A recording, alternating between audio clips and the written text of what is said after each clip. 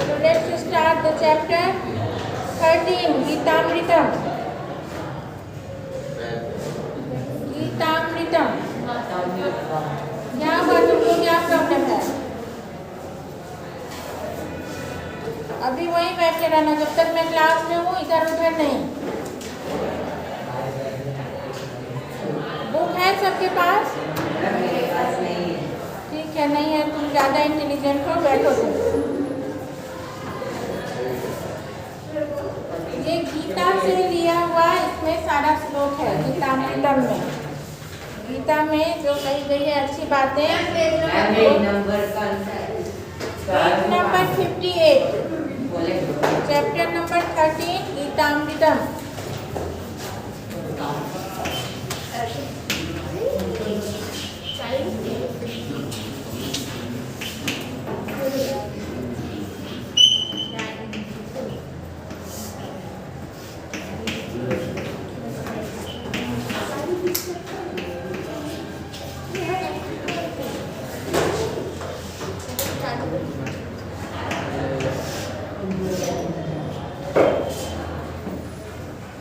अमृत मतलब अमृतमयी वाणी, अमृतमयी बातें जो अमृत के समान है। पहला देखो, पहला श्लोक, न जायते म्रियते वा कदाचित् न अयं भूत्वा भविता भाव न भूयः अजो नित्यं शाश्वतो अयं पुराणो न हन्यते हन्यमाने शरीरे। ये आत्मा के बारे में कही गई है बातें कि आत्मा कैसी है। न जायते म्रियते वा कदाचित्, न ये जन्म लेती है और न मरती है, ये अमर है आत्मा।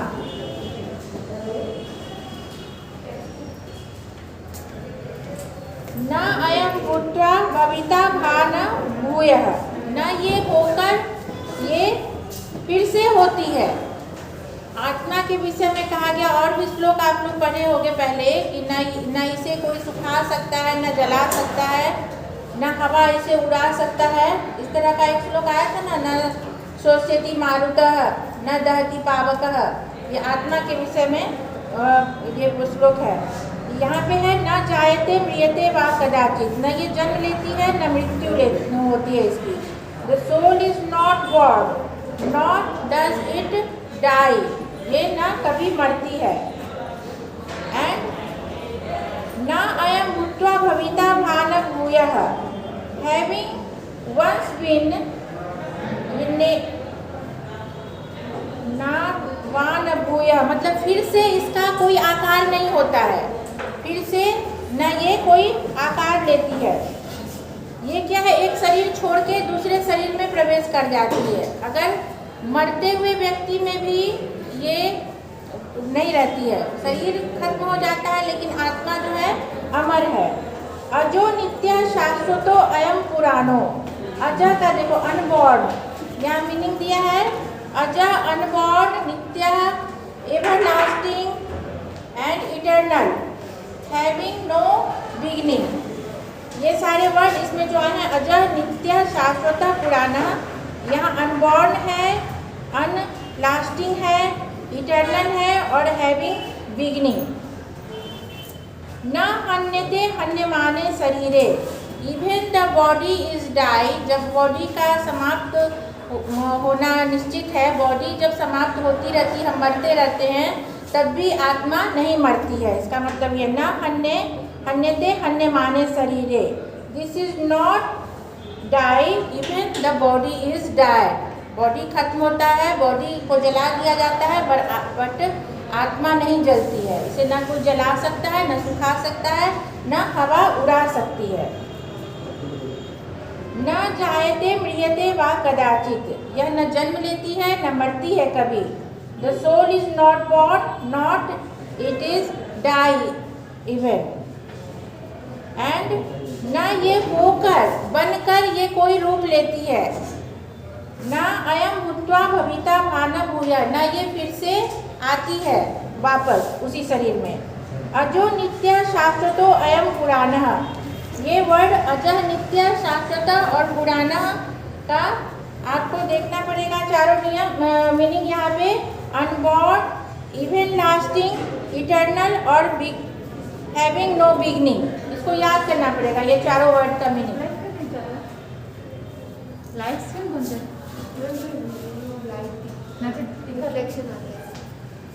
न हन्यते हन्यमाने शरीरे, मतलब न ये मरते हुए बॉडी में से इसका कोई नाश है, बॉडी नष्ट हो जाती है बट आत्मा नष्ट नहीं होती है। सेकेंड वन, जातस्य ही ध्रुवो मृत्यु ध्रुवम जन्म मृतस्य च तस्मात् अपरिहार्य अर्थे न त्वं शोचितुम अर्हसि। ये कल मैंने पढ़ाया था, वही जातस्य ही ध्रुवो मृत्यु, वो वाले चैप्टर में वानिक वाला फुटनाथ और दास वाला में कि जातस्य ही ध्रुवो मृत्यु, जो व्यक्ति है जन्म लिया है उसकी मृत्यु निश्चित है। जातस्य ही ध्रुवो मृत्यु, जिसने जन्म लिया है उसकी मृत्यु ध्रुवो, ध्रुवम मतलब निश्चित, निश्चित है। One who is born necessarily died, वो मतलब जरूर उसका मरना निश्चित है। वो ह्यूमन बीइंग हो, कोई क्रिएचर हो, बर्ड हो, एनिमल हो, उसका मरना निश्चित है। ध्रुवम जन्म मृतस्य च, और जो मर गए हैं हु डाइड, वो जो है अगेन ही बॉर्न, वो जो है फिर से जन्म लेंगे। जो मर गए व्यक्ति का शरीर मर गया पर आत्मा नहीं मरी, वो फिर से तुरंत दूसरा शरीर धारण कर लेता है, तो उसका जन्म जो है निश्चित है। जातस्य ही ध्रुवो मृत्यु, मतलब जो जन्म लिया है वो मर गया, और ध्रुवम जन्म मृतस्य च, ये भी निश्चित है कि जो मर गया वो फिर से जन्म लेगा। तस्मात् अपरिहार्य अर्थे, मतलब तस्मात् उससे परे, अपरिहार्य मतलब उससे परे, उससे उसको छोड़कर, अर्थे उससे छोड़कर कोई भी अर्थ, कोई भी तुमको उसका मीनिंग लगाना नहीं है। न त्वं शोचितुम अर्हसि, न त्वं शोचितुम, शोचितुम मतलब सोचने के लिए, तुम उसको सोचने के लिए सक्षम नहीं हो। अर्हसि का मतलब सकना होता है, सकने के अर्थ में आता है। You can not think about that result, उसके रिजल्ट के बारे में तुमको नहीं सोचना है। जातस्य ही ध्रुवो मृत्यु, जिसने जन्म लिया, who born here he always dies, and ध्रुवम जन्म मृतस्य च, who died here he again get birth, and born या गेट बर्थ ना, वो जन्म लेगा, ही विल गेट बर्थ।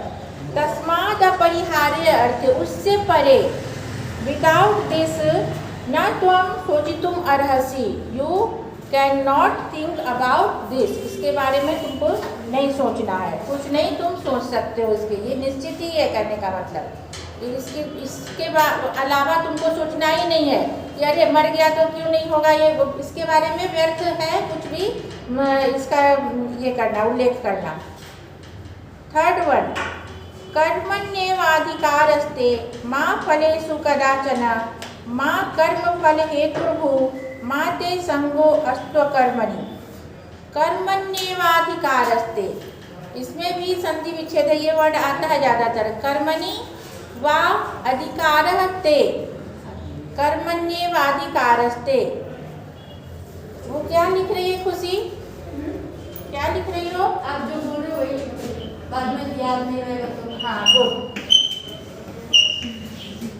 कर्मण्येवाधिकारस्ते, ये बहुत बड़ा वर्ड है और ये संधि विच्छेद के लिए आता है, तो इसमें वर्ड देखना, जो मैं आपको समझाई थी ना कि मीनिंगफुल वर्ड निकलेगा संधि विच्छेद में। तो कर्मणि, ये बहुवचन में आ गया, कर्मणि इव, ई और ई मिलके ये हो गया, कर्मण्ये इव अधिकारः, अधिकारः ते, देखो थोड़ा बड़ा वर्ड है इसलिए मैं बता रही हूँ। कर्मणि इव अधिकारः ते, ये जो है इस अब मीनिंग लगाओ, कर्मणि मतलब कर्म ही जो है तुम्हारा अधिकार है, कर्म ही तुम्हारा अधिकार है और कुछ नहीं। तुमको केवल कर्म करना है। जो हम लोग जन्म लिए हैं इस धरती पे, हम लोगों को कर्म ही करना है केवल। माँ फलेषु कदाचन मतलब फल के विषय में, फलेषु सप्तमी इन 7th केस का आ गया बहुवचन में सु वाला वर्ड, तो उसके विषय में सोचना कभी भी नहीं सोचना है। Never you think about result. माँ कर्म फल हेतुर्भु मतलब इस कर्म का क्या कारण होगा, क्या रिजल्ट होगा, इसके बारे में हम लोगों को, इस संसार के व्यक्ति को सोचना नहीं है। माँ ते संगो अस्तु अकर्मणि और इसका लास्टिंग क्या होगा, अस्तु अकर्मणि, इसके कर्म का फल या फल जो कहते हैं निष्फल जो होगा, अच्छा होगा या बुरा होगा, इसे हमें नहीं सोचना है। मान लो तुम एग्जाम देते हो, पेपर एग्जामिनर देते हैं, टीचर देते हैं, तो आपको केवल आंसर लिखना है अपने अनुसार। आप अलग लिखोगे, आप अलग लिखोगे, आप अलग लिखोगे, सबके लाइन अलग होंगे। अब ये आपको सोचना नहीं है, वो केवल आपका कर्म है लिखना, आंसर देना।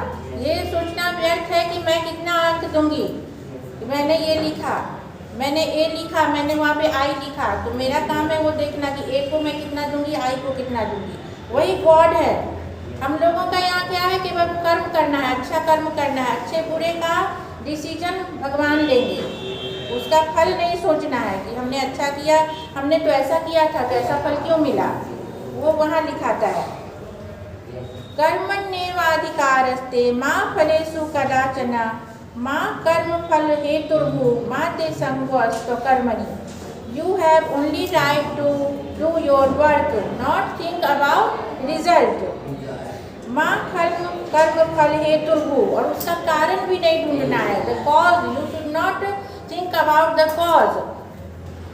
And माँ ते संगो अस्तु अकर्मणि और उसकी जो है it is not right even to you या all of us. समझ में आई बात हर्ष को? हर्ष को समझ में आ गई?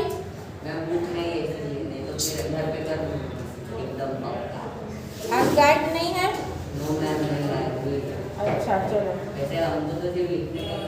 ठीक है चलो ओके। मीनिंग लिखाओ या मीनिंग कुछ खास नहीं है, मीनिंग इसमें सिंपल ही है, कुछ अलग मीनिंग नहीं है जो मुझे एक्स्ट्रा लिखवाने की जरूरत है। वंस मोर बताओ, एक बार फिर से बता देती हूँ 3 श्लोक आज। न जायते म्रियते वा कदाचित, न अयम, ये तीनों ही इम्पोर्टेंट है, तीनों श्लोक मुझे इम्पोर्टेंट लग रहा है। कदाचित न अयम भूत्वा भविता वा न भूयः अजो नित्यम शाश्वतो अयम पुराणो न हन्यते हन्यमाने शरीरे। इसको याद भी करना है क्योंकि फिल इन द ब्लैंक्स आता है, पता है ना। तो ये आत्मा न जन्म लेती है न मरती है, the soul is not get birth और नॉट इट डाई, एंड न भूत्वा भविता वा न भूया, ये होकर भी नहीं फिर से किसी रूप में आती है। अजो नित्य शाश्वतो अयम पुराणो, अजय मतलब unborn, even lasting, eternal and having so beginning, ये सब इसमें ना हन्यते हन्यमाने शरीरे, this is not get even the body is died, it is not remain, मतलब ये रहती नहीं है। जातस्य ही ध्रुवो मृत्यु ध्रुवम जन्म मृतस्य च तस्माद् अपरिहार्य अर्थे न त्वं सोचितुम अर्हसि, मतलब तुमको सोचने की आवश्यकता नहीं है, आप नहीं सोच सकते। न त्वं सोचितुम अर्हसि, you should not think about it. कि जातस्य ही ध्रुवो मृत्यु, जिसने जन्म लिया है उसकी मृत्यु निश्चित है। Who born here he definitely died, and ध्रुवम जन्म मृतस्य च, जो मर रहे हैं, who is dying here he again take birth। तस्माद् अपरिहार्य अर्थे, इससे परे, इससे बढ़कर, इसके अलावा, except this you can not think anything. कर्मण्येवाधिकारस्ते माँ फलेषु कदाचन माँ कर्म फल हेतुर्भु माँ ते संगो अस्तु कर्मणि। कर्मणि एव अधिकारस्ते, only the action, only the work you should do. You should do only work here. Ma phaleshu kadachana. About result, you cannot think about result, any result. Ma karma phal heturhu. And not you find the cause of it. इस कर्म का कारण क्या है, इसका फल क्या होगा, ये सब कुछ सोचने की जरूरत नहीं है। माते संगम अस्तु अकर्मणि, मतलब उसके अकर्मणि, उससे परे कोई चीज सोचने की जरूरत नहीं है। 3 श्लोक क्लियर हुआ कि नहीं? कहाँ डिफिकल्टी है बताओ? हुआ? समझ में आई बात? 4th one is श्रद्धावान लभते ज्ञानम तत्परः संयतेन्द्रियः ज्ञानम लब्ध्वा पराम शांतिम अचिरेणाधिगच्छति। श्रद्धावान, जो श्रद्धावान व्यक्ति हैं, हु हैव फेथ, जिनको फेथ है, श्रद्धा है किसी चीज़ के लिए कि मैं ये कर सकता हूँ, आई कैन डू इट, वो ज्ञानम लभते ज्ञानम, उनको ज्ञान की प्राप्ति होती है। ही गेन द नॉलेज। तत्परः संयतेन्द्रियः, और जो हमेशा तत्पर रहते हैं, जो कंट्रोल करते हैं अपने इंद्रियों को, who controlled his the sense organs. ज्ञानम लब्ध्वा पराम शांतिम अचिरेण अधिगच्छति। ज्ञानम लब्ध्वा मतलब पाकर, वो बाय गेटिंग द नॉलेज ही शांतिम अचिरेण अगच्छति, मतलब वो हमेशा के लिए, ज़्यादा टाइम के लिए शांति को प्राप्त करते हैं। श्रद्धावान मतलब जो जिनको श्रद्धा है, वो है faith in any field, he get the knowledge that field, उस फील्ड का। आपको पढ़ाई में श्रद्धा है, गुरु के प्रति श्रद्धा है, तो आप सीख जाओगे जल्दी। आपको खेल में रुचि है, क्रिकेट में रुचि है, तो क्रिकेट का जल्दी नियम कानून सब पता हो जाएगा। जिस तरफ रुचि है, गाने में रुचि है, तो जल्दी जल्दी गाना सीख लोगे। अगर कुछ बनाने का है कि हमको ये कलाकृति में इंटरेस्ट है, उसमें श्रद्धा मीन्स जिधर फेथ है आपका, तो वो आप गेन कर लेते हो नॉलेज। एंड जो जिनको अपने इंद्रियों पे संयम है, जिनको कंट्रोल है, कि मान लो कि बहुत मुझे अच्छा लगता है चटपटा, बहुत खाओगे तो तबीयत खराब होगी ना, तो उस पर भी कंट्रोल अगर है तो आप उसमें अच्छे होगे, आपका हेल्थ अच्छा रहेगा। ज्ञानम लब्ध्वा पराम शांतिम अचिरेण अगच्छति, तो वो वैसे लोग, दैट टाइप ऑफ पीपुल जो है, आफ्टर गेटिंग नॉलेज, वो चिरकाल तक जो है अच्छे से रहते हैं। अचिरेण अगच्छति, शांति प्राप्त करते हैं। शांतिम अचिरेण अगच्छति, शांति प्राप्त करते हैं।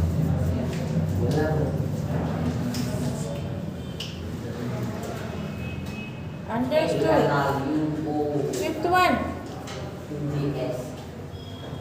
चतुर्विधा भजन्ते माम जना सुकृतिनो अर्जुन आर्द्रो जिज्ञासुरर्थार्थी ज्ञानी च भरतर्षभा। भरतर्षभा जो है अर्जुन के लिए संबोधन है, उनका नाम है एक भरतर्षभ। चतुर्विधा भजन्ते माम जना, उनको अर्जुन के सारथी कौन थे? श्री कृष्ण थे।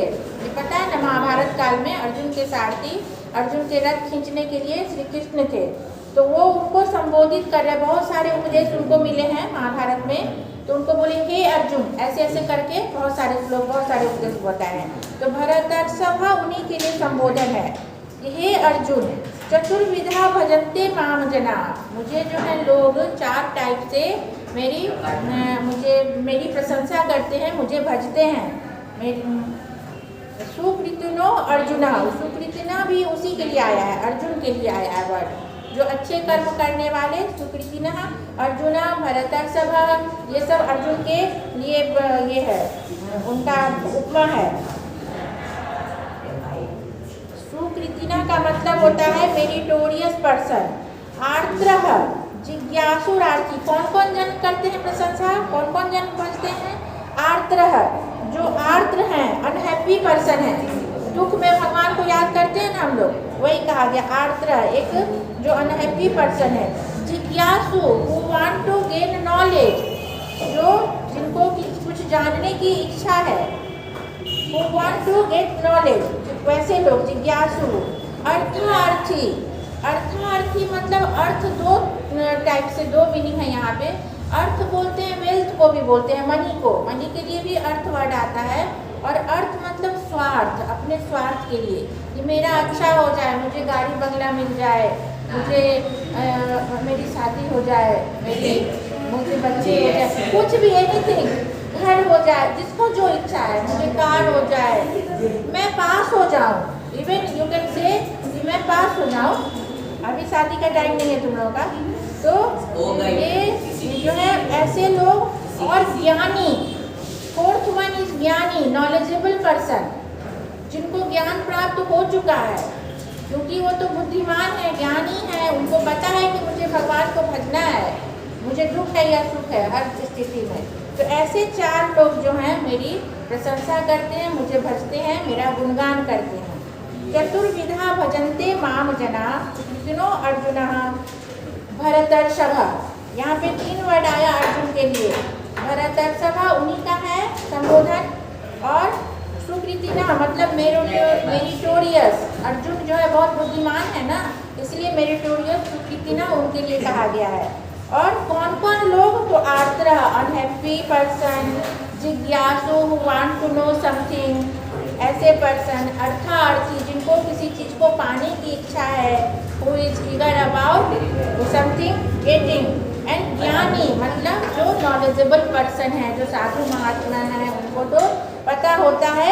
ऐसे 4 टाइप के पीपल जो हैं मुझे मेरी प्रशंसा करते हैं, मुझे भजते हैं। हो गया? अंडरस्टूड और नॉट? वंस अगेन चलो थोड़ा पढ़ के आना, फिर नेक्स्ट डे एक बार फिर रिवीजन करवा देंगे तो पक्का हो जाएगा, है ना? बहुत जल्दी हो गया।